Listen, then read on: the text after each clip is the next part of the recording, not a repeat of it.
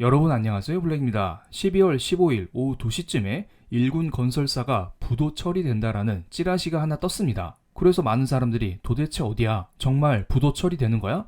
그럼 우리 경제 어떻게 되는 거야? 이러한 걱정을 많이 했었습니다. 그래서 많은 사람들이 추정하기로는 자기 자본 대비 PF 보증 비율이 압도적으로 높은 태형건설이 아닌가 이런 생각을 했었죠. 하지만 막상 그 시간이 되자 태형건설은 여전히 살아있었고요. 찌라시는 해프닝으로 끝났습니다. 하지만 태형건설의 부도 문제는 이번이 처음이 아닙니다. 지난 9월 달에도 한 대기업 건설사가 유동성 위기로 금융당국에 도움을 요청했으며 정부가 금융권에 요청해서 급전을 내줬다는 소식이 있었고요. 그리고 경영에서 물러났었던 90세의 태형그룹 창업 회장님께서 고령임에도 최근 경영 일선에 복귀했다는 소식이 있습니다. 그만큼 회사 상황이 좋지 않기 때문에 이것을 해결하기 위해서 돌아온 게 아닐까요? 부도 문제는 해프닝으로 끝났지만 확실한 것은 여전히 태형그룹의 상황이 좋지 않다는 것입니다. 그런데 규모가 나름 큰 태형건설이 이 정도 수준입니다. 그렇다면 다른 중소건설사들은 더 심각할 수도 있어요. 그리고 현재 건설사뿐만 아니라 증권회사, 저축은행,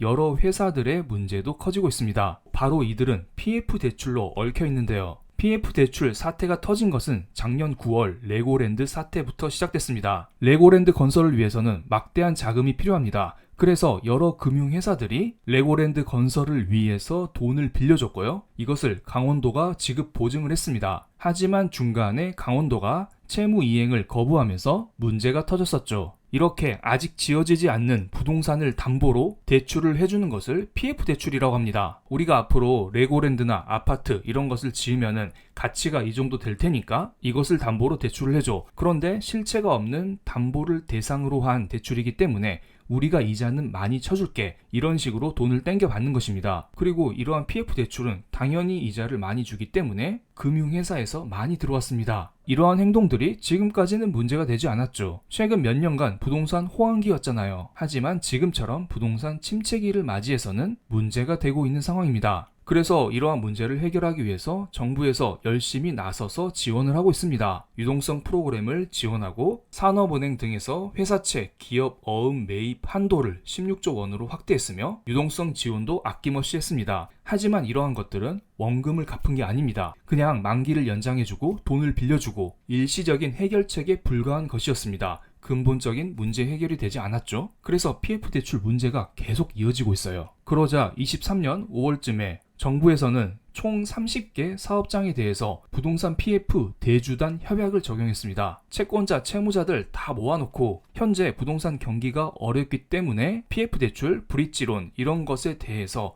만기를 좀 연장해줘. 그리고 당장 건설사들이 어렵기 때문에 이자도 못 낼 수 있어. 이자 조금 천천히 내면 안 될까? 이자 좀 유예해줘. 이러한 것에 대해서 협상을 한 겁니다. 하지만 이건 역시 일시적인 대책, 언발의 오줌 누기에 불과합니다. 원금을 갚은 건 아니잖아요. 정부는 지금 집값 반등만 기다리고 있습니다. 이제 집값만 올라가면 돼. 만약에 집값만 올라가면 높은 분양가를 책정할 수 있기 때문에 분양 대금을 엄청 받아서 이걸로 돈 벌고 대출 갚고 그러면 된다. 그렇기 때문에 우린 이러한 정책을 통해서 시간을 때우면 된다. 이러한 생각을 하고 있는 것입니다. 그런데 문제는 집값 반등이 점점 늦어지고 있어요. 오히려 집값이 떨어지고 있는 지역이 하나둘씩 생기고 있는 것입니다. 그러면서 PF 대출 연체율이 점점 늘어나고 있어요. 제가 레고랜드 사태 때 증권회사와 저축은행이 PF 시장에 많이 뛰어들었다고 했었잖아요. 21년 말 기준으로 증권회사의 대출 연체율은 3%대에 불과했지만 지금은 현재 14% 수준입니다. 대출 연체율이 4배 이상 늘었습니다. 그리고 저축은행의 PF 대출 연체율은 21년 말에 2%대였는데 지금은 5%대로 쑥 올라가 버렸네요. 그만큼 PF 대출 시장이 녹록치 않다는 것입니다. 그리고 이들은 대출을 해줬는데 돈을 받지 못했기 때문에 하나 둘씩 쓰러져 가고 있는 상황이고요. 그리고 더욱더 큰 문제는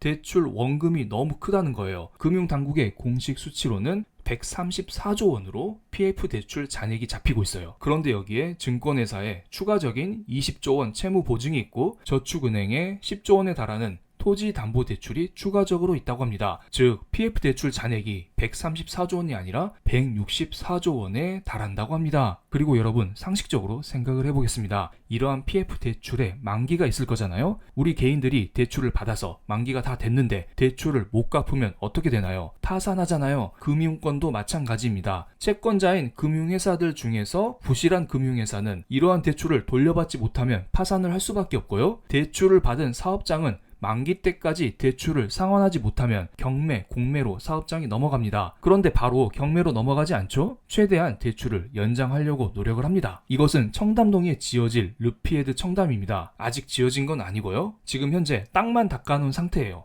앞으로 이렇게 지을 것이다 라는 조감도만 보여준 것입니다. 현재 시행사에서 새마을금고를 비롯한 여러 채권자들로부터 4,640억 원의 브릿지론 대출을 받았습니다. 그리고 나서 시공사를 선정해서 여기에 왼쪽과 같은 아름다운 건물을 올려야 되는데요. 지금 PF 본 대출로 넘어가지 못하고 있는 상황이에요. 그렇다면 새마을금고로부터 이러한 브릿지론을 계속 연장을 해야 되는데요. 새마을금고는 연장해주기 싫겠죠. 이거 도대체 몇 번째 연장인가요? 이번에 연장을 겨우겨우 하긴 했는데 세 번째 연장이라고 합니다. 여차 내년 5월까지 연장을 하긴 했지만 이거 과연 잘 진행이 될지는 지켜봐야 할 것 같습니다. 이렇게 르피에드 청담처럼 대출 만기가 연장되면 그나마 다행입니다. 하지만 이렇게 연장을 하지 못하고 경매, 공매에 넘어가는 사업장 수가 계속 늘어나고 있습니다. 1년 사이에 2배 가까이 늘어났네요. 상황이 점점 심각해지자 금감원장께서는 칼을 빼들었습니다. 14일 오전 금융상황 점검회의에서 한 개 기업의 경우 자기 책임 원칙에 기반한 구조조정을 통해서 잠재 부실의 누적을 예방하겠다 이런 말을 했습니다. 나름 강경한 대응을 예고했는데요. 그 배경으로는 한국의 국고채 10년물 금리를 통해서 살펴보겠습니다. 일반적으로 국채금리라는 것은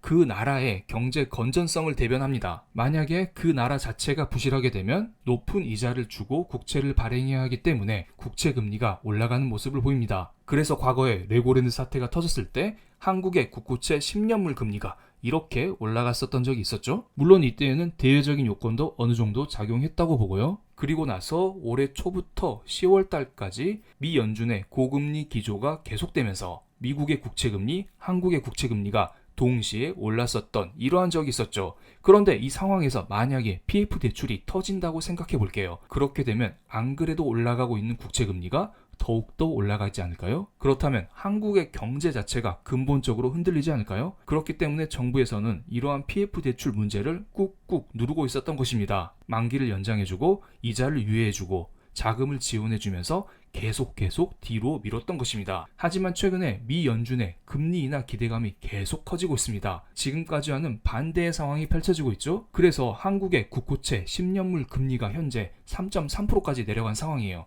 만약에 이러한 상황에서 PF 대출 문제가 터지게 되면, 그래서 국고채 금리가 이렇게 올라가게 되면 어느 정도 충격을 흡수할 수 있지 않을까요? PF 대출 문제로 국채 금리가 올라가는 힘이 있지만 금리 인하에 대한 기대감과 함께 국채 금리가 내려가는 힘이 있기 때문에 이것이 어느 정도 상쇄되지 않을까요? 그래서 금감원장께서 이 타이밍에 맞춰서 이러한 발표를 했다고 봅니다. 14일 오전이 어떤 날인가요? 바로 14일 새벽에 파월 연준 의장께서 내년에는 금리를 3번 내리겠다 대놓고 말했던 그러한 날입니다. 파월이 이 말을 하고 몇 시간 후에 한국의 금감원장께서 한 개 기업을 정리하겠다 이런 말을 한 것입니다. 나름 한국 정부에서도 타이밍을 보고 PF 대출 문제를 조금씩 터트릴 준비를 하고 있다. 저는 그렇게 보고 있습니다. 그럼 오늘 영상 여기서 마치겠습니다. 제 영상이 마음에 드셨다면 구독, 좋아요, 알림 설정까지 부탁드리겠습니다. 감사합니다.